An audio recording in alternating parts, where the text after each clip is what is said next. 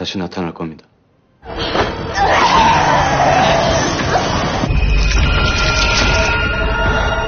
딕세릿 보비스 파키테.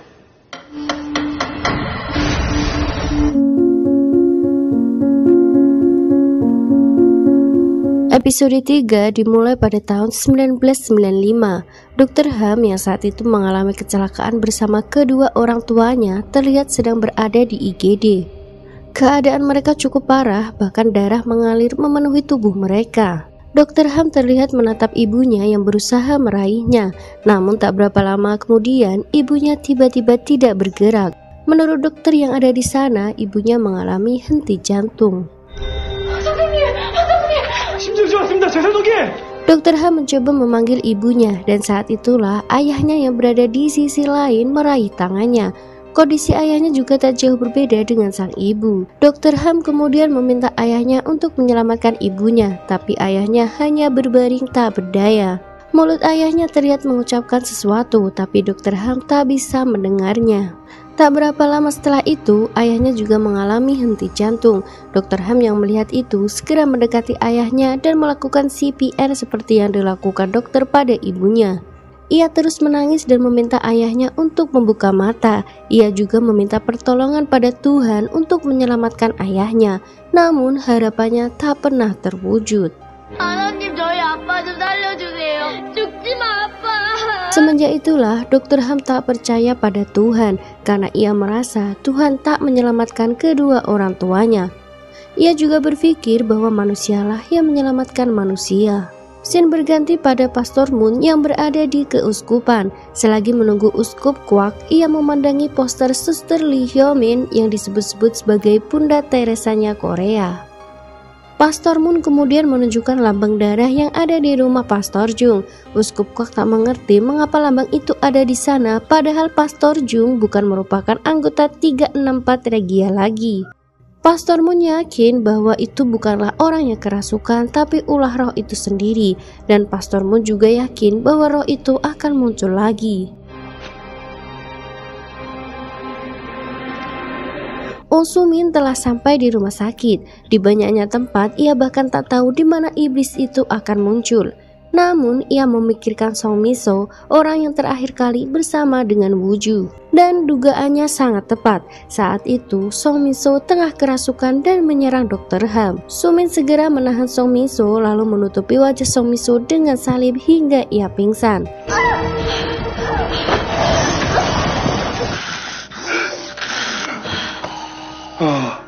괜찮아요? Soo-min kemudian mengikat Song Mi-so dan membuat sebuah lingkaran dengan garam suci. Dr. Ham hanya diam dan masih tak percaya bahwa iblis itu merasuki Song Mi-so. Pastor Moon sangat memahami bahwa hal itu sangat sulit diterima nalar. Karena itulah ia memberikan waktu pada Dr. Ham untuk berpikir. 신부님, 마음이 바뀌거나 위험한 상황이 되면 얘기해줘요.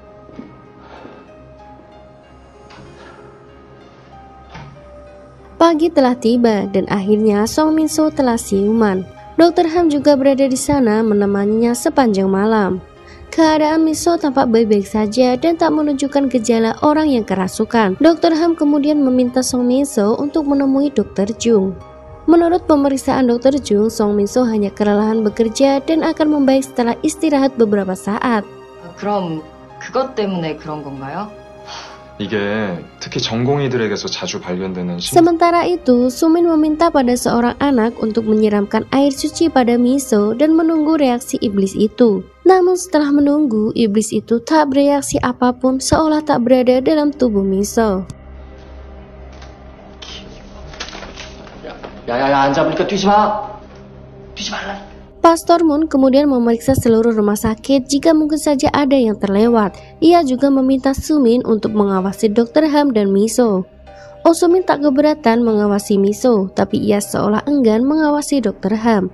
Tapi karena Pastor Moon sudah memberi perintah, ia tak bisa menolak. 찾으면 연락 줘요.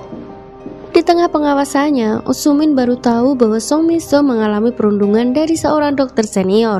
Dari sana juga, Soo-min terpikat dengan kemampuan Dr. Ham dalam menangani pasien, serta kehebatannya dalam melakukan operasi.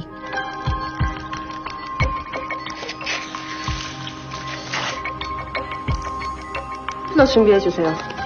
지지해 갑니다. 아니 그게 2시간 걸릴 게 20분밖에 안 걸려서.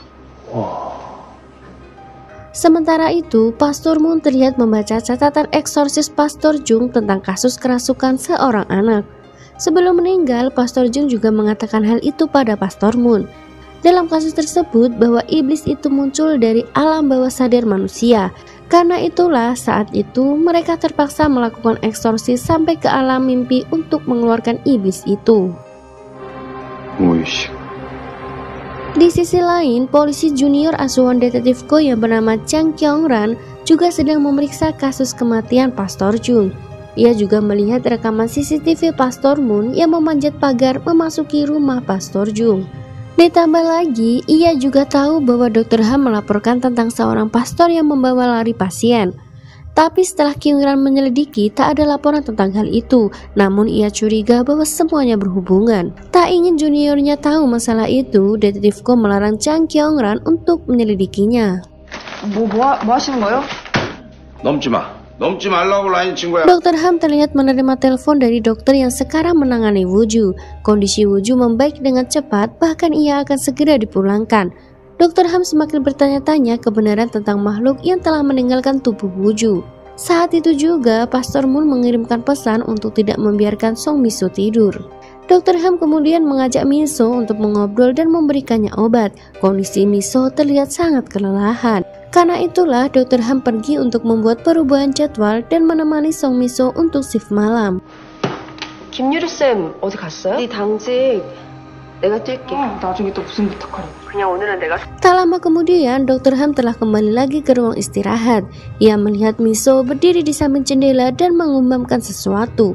Dr. Ham mencoba mengajaknya bicara, tapi Mi-so sama sekali tak merespon. Dr. Ham kemudian memanggil nama Mi-so dan gumaman itu berhenti. Tapi tangan kanan Mi-so meraih sebuah gunting dan berbalik menghadap Dr. Ham. Mi-so kembali bergumam dan menatap Dr. Ham dengan bola mata yang memutih. Ia mulai menyerang Dr. Ham. Beruntung Sumin tiba tepat waktu di sana dan menahan tangan Mi-so. Pastor Moon juga sudah ada di sana.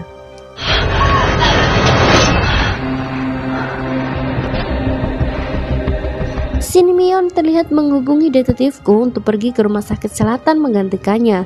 Detektif Ko segera pergi, namun Chang Kyung-ran yang mengkhawatirkannya terus bertanya. Sebisa mungkin detektif Ko mencari alasan untuk menghindari Chang Kyung-ran. 여자 목소리인 것 같던데 몇 살이에요? Mereka terlihat membawa Mi-so ke ruangan di mana Sumin melakukan eksorsis pada Woo-ju. Dr. Yuri terus menelpon Dr. Ham karena Dr. Ham meminta pergantian jadwal, tapi Dr. Ham tak ada dimanapun. Rupanya Mi-so ketiduran saat Dr. Ham pergi untuk mengatur jadwal. Dan saat itulah iblis itu menguasai tubuh Mi-so. Jika keadaan itu terus berlanjut, tentunya sangat berbahaya bagi Mi-so. Pastor Moon kemudian menjelaskan bahwa iblis itu tinggal di alam bawah sadar Song Mi-so. Ia akan menguasai tubuh Mi-so saat Mi-so tidur. Untuk meyakinkan Dr. Ham, Pastor Moon juga memberikan laporan catatan eksorsis Pastor Jung. Pastor Moon juga menjelaskan rencananya bahwa ia akan menghipnotis Sumin lalu mengirimnya ke alam bawah sadar Mi-so. Sumin juga mengatakan bahwa iblis itu akan merusak tubuh yang dirasukinya dari dalam. Maka karena itulah mereka harus segera melakukan eksorsis pada Mi-so. Ia juga menceritakan tentang kejadian ibunya, bahwa ibunya meninggal karena tak bisa mendapat eksorsis. Sumin juga tak ingin ada orang lain yang menjadi seperti ibunya. 부마사가 아니라 환자였어도 지금처럼 망설였을 겁니다. Setelah berpikir, Dr. Ham setuju mereka mengeksorsis Mi-so, namun ia harus tetap berada di sana dan mengawasi mereka. Pastor Moon tak ingin Dr. Ham melihat hal-hal yang mengerikan, karena itulah ia meminta Dr. Ham untuk menunggu di luar. Tapi Dr. Ham bersikeras berada di sana dan akan mengawasi proses itu. Tak ada pilihan lain, Pastor Moon harus menyetujui permintaan Dr. Ham. Sumin dan Song Mi-so terlihat duduk berhadapan. Pastor Moon kemudian menyalakan lilin yang ia pasang di tengah-tengah mereka.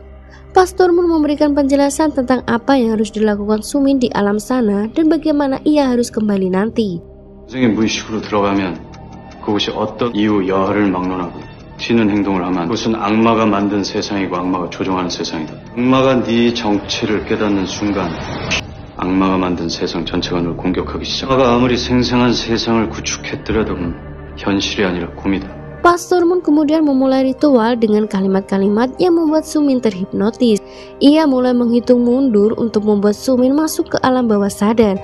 Tepat setelah Pastor Moon berdoa, Sumin tertidur bersamaan dengan suara bunyi lonceng. In nomine Patris et Filii Magnificat anima mea Dominum.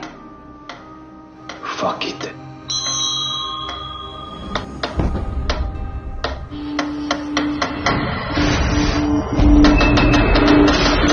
Sumin terbangun di sebuah bus yang menuju ke rumah sakit Katolik Selatan.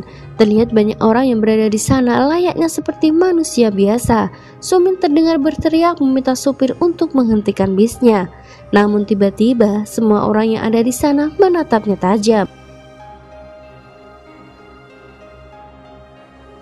Ia kemudian teringat dengan ucapan Pastor Moon bahwa ia adalah penyusup dan meminta untuk tidak menarik perhatian. Sumin kemudian berjalan dan tanpa sengaja menabrak seseorang. Pria itu terlihat menatapnya tajam penuh kemarahan. Sumin seolah tak mempedulikannya. Namun saat tiba di persimpangan, pria itu kembali terlihat tapi dengan pakaian yang berbeda. Rautnya juga masih dipenuhi kemarahan. Tak sampai di sana, ketika Sumin melihat ujung penyeberangan, pria itu juga ada di sana dan masih menatapnya. Kali ini pria itu mengenakan seragam dokter. Dengan sedikit was-was, Sumin berjalan mendekati pria itu. Namun Sumin bisa bernafas lega karena saat mereka berpapasan, pria itu tak melakukan apapun padanya. Tiba-tiba sebuah motor melaju dengan cepat dan hampir menabraknya, disusul dengan mobil yang kali ini benar-benar menabraknya.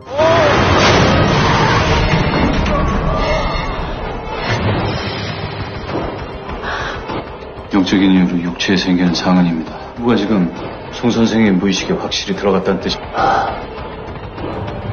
Sumin terbangun di sebuah berangkar yang didorong oleh beberapa staf rumah sakit.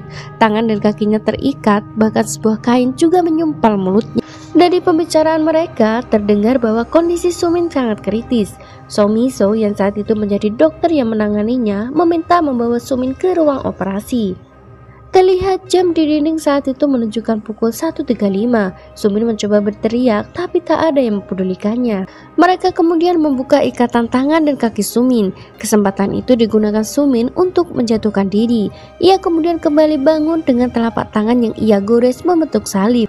Iblis yang ada di sana tampak ketakutan dan membiarkan Sumin keluar dari ruangan itu.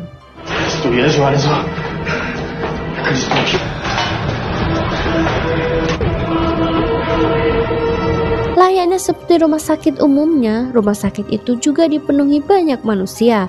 Ia mencari Somiso lalu berteriak memanggilnya.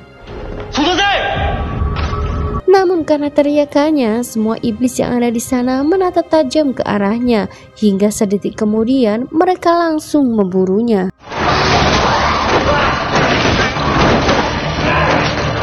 Sumin harus mengalahkan iblis-iblis itu agar bisa mencapai Somiso. Hingga ia berhasil lalu mengajak Miso keluar dari sana. Di koridor banyak sekali iblis yang berada di sana, namun mereka hanya diam dan menatap ke atas. Dengan hati-hati Sumin melewati iblis itu hingga berhasil mencapai ruang ganti. Song Miso meminta penjelasan pada Sumin karena ia sama sekali tak memahami apa yang terjadi. Sumin kemudian menanyakan tentang jam 1.35. Menurut Song Miso, itu menunjukkan waktu pergantian shift mereka. Song Miso mulai mengingat bahwa seharusnya hari itu ia harus bertukar shift dengan Dr. Yuri, tapi ia malah tertidur di ruang istirahat. Melihat Miso yang mulai ingat, Sumin kemudian menjelaskan bahwa mereka sedang berada di mimpi Miso. Saat tidur, Miso sedang kerasukan dan mereka harus mencari sosok yang merasuki Miso agar bisa keluar dari tempat itu. Meski Miso menganggap ucapan Sumin itu omong kosong, ia terus mengikuti Sumin mencari jalan keluar.